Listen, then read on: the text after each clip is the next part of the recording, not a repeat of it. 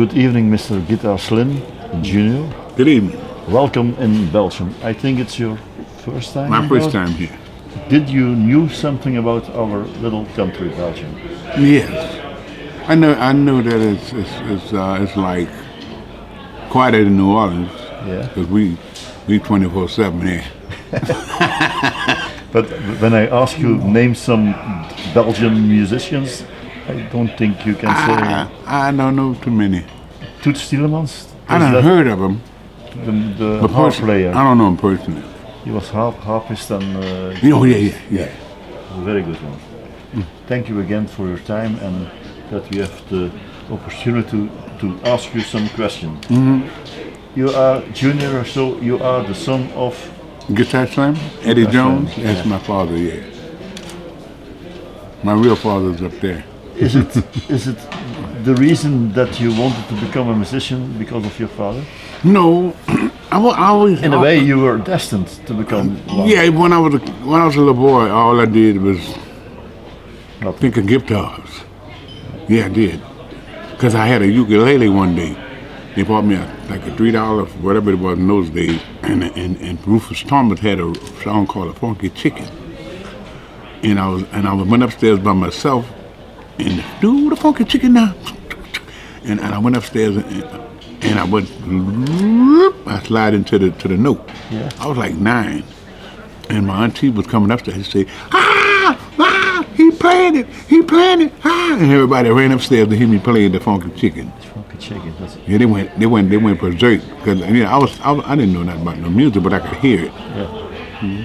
Then Earl King started calling me Guitar Slim Jr. Yeah. He was the one.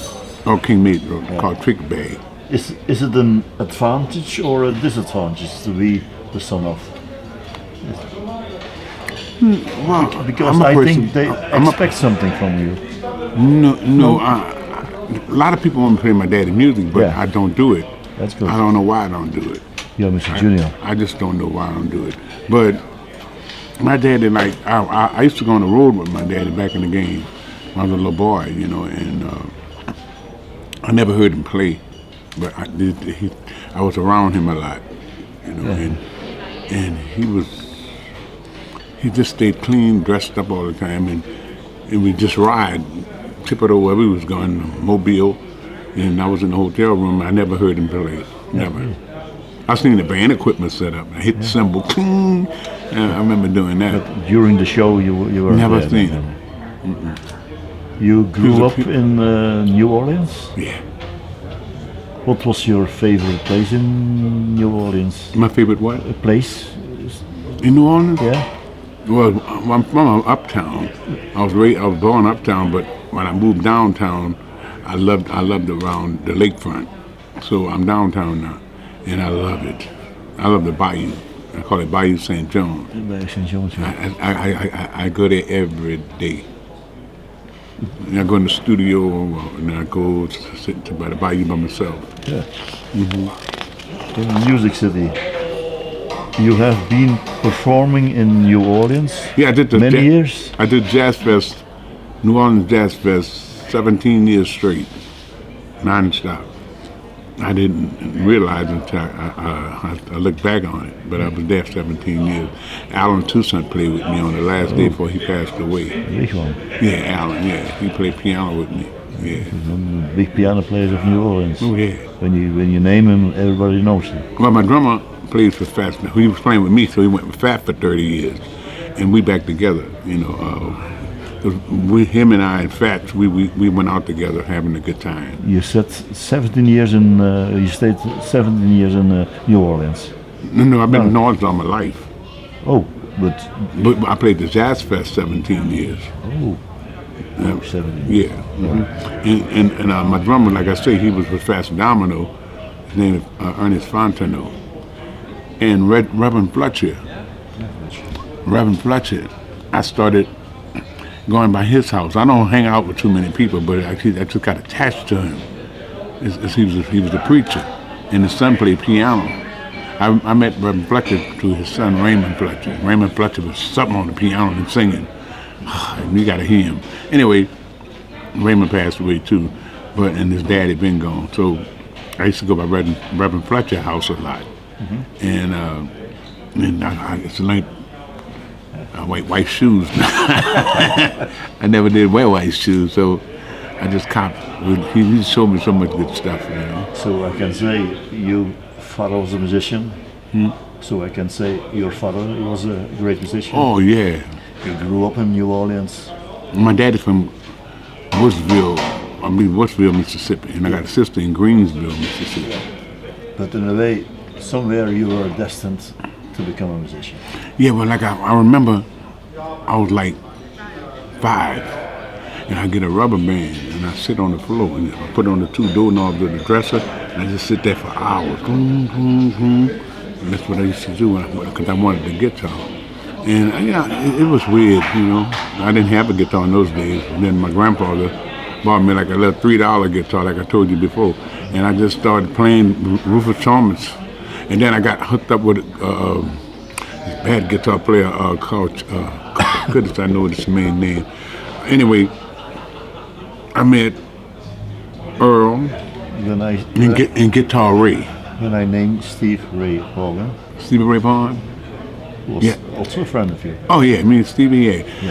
We was in concert together, Great Wood Jazz Fest, and we talked about because a lot of stuff, you know, is personal, but you were personally friend. Oh yeah, I got video right on here with it. Me and Stevie together. You toured with him. Yeah, we was on tour. Yeah, we was gonna do a CD together. What kind of a guy was he? But he was nice. Everybody's still now talking about Steve Ray Vaughan. Man, he was nothing to play with. He was bad. But he's gone too early. Yeah, he was nothing to play with, man. I'm telling you what I know. We was in my dressing room. He come to meet me in the dressing room, and Then you took his hat. Oh yeah, I forgot about that. I read somewhere that story. Yeah, I was in the dressing room. On a festival. Yeah, I was at the festival all day, but I was kind of wild in those days. So I was in the dressing room. I'm sorry, I was at the festival.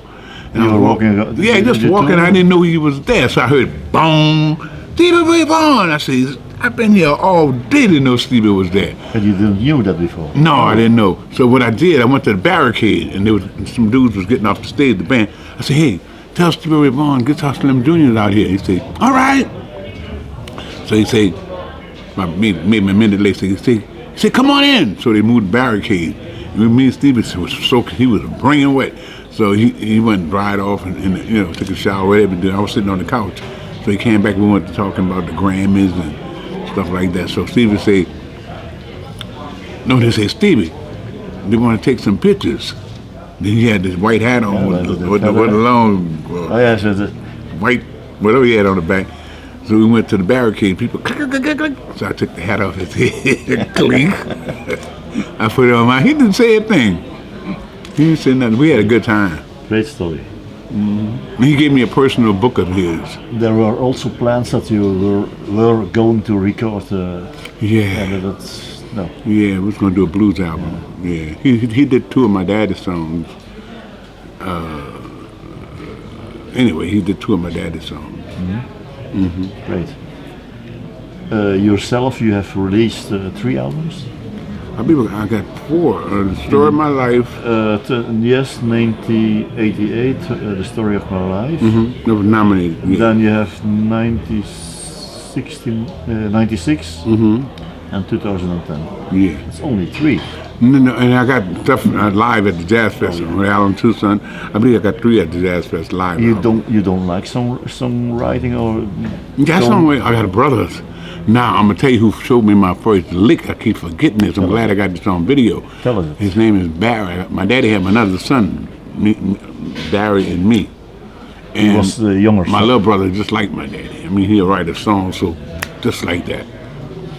He showed me the first 3 notes on the guitar. First 3 strings, blues notes. I never known it until he showed it to me.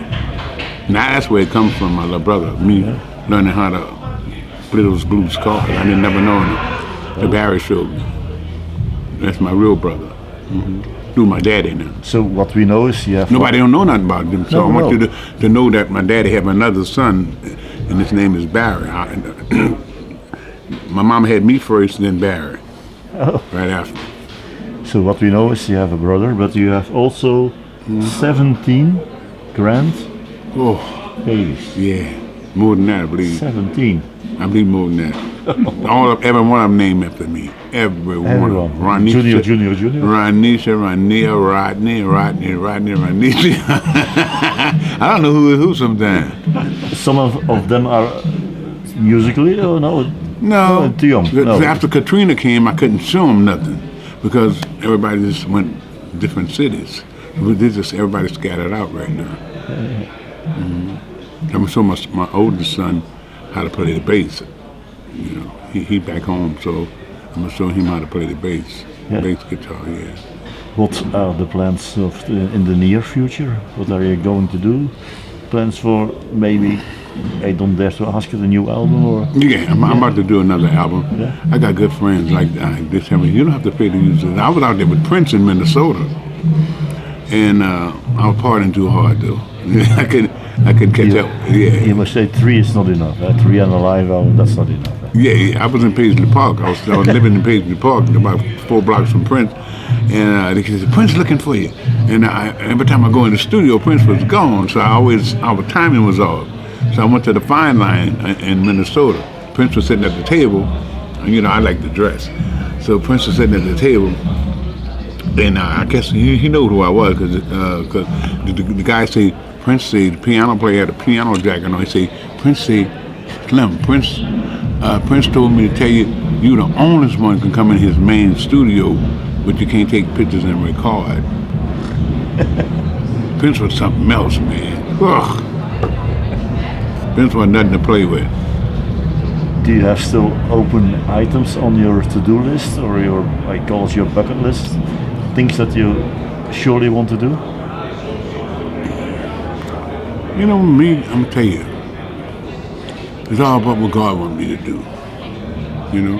Yeah. Because we don't have no say-so on nothing anyway. Whatever God got for me, that's what he got for me. You know? God give me everything that's good anyway. You know, I'm not a religious man like want to be all about the Lord, but that's what I'm about. You know, I'm about God first. Without him ain't nothing. Nothing means nothing. You are now in Belgium. You're today this evening in Belgium. Today you are in Belgium. Yeah. Yes. You have a set list. What can we expect for this evening for your show? Tomorrow? Tomorrow. Sorry, tomorrow. The day too. Like my album says, it can be that nice. Do you have do you work with a set list or something that you? A set list? Yeah, set list on. Well, the band. See, like I'm from New Orleans, and we get bands don't rehearse. We sound like we've been together 20 years. Someone starts and. Yeah, because that's how New Orleans is. Because everybody just know it all. They know a lot of good stuff here, but they disciplined here. You know, but in New Orleans, it's just a wild thing. You just get, we call it a bass player and a drummer and a piano, and that's it. That's it, and you do it. We gone with it. People think we've been together 40 years. We have a few years. We are saying that we want to come to the States, to America. If y'all want to come to America? We want to go to New Orleans. Well, you can ask anybody on Bourbon where I'm at. Boom, that's it. You let you know. 'Cause I usually be on Frenchman Street. That are the venues or the places where we have to go. Yeah. French Street. Bourbon and Frenchman. Not too commercial, no, not too.